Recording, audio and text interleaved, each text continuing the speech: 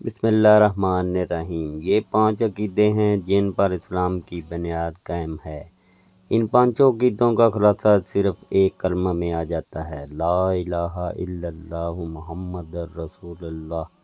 جب تم لا الہ الا اللہ کہتے ہو تو تمام باطل معبودوں کو چھوڑ کر صرف ایک خدا کی بندگی کا اقرار کرتے ہو، اور جب محمد رسول اللہ صلی اللہ علیہ وسلم کہتے ہو تو اس بات کی تصدیق کرتے ہو کہ حضرت محمد صلی اللہ علیہ وسلم خدا کے رسول ہی ہیں۔ رسالت کی تصدیق کے ساتھ خود بخود یہ بات تم پر لازم ہو جاتی ہے کہ خدا کی ذات و صفات اور ملائکہ اور کتب آسمانی، انبیاء اور آخرت کے متعلق جو کچھ اور جیسا کچھ حضرت نے تعلیم فرمایا اس پر ایمان لاؤ، اور خدا کی عبادت اور فرما برداری کا جو طریقہ آپ نے بتایا ہے اس کی پیروی کرو۔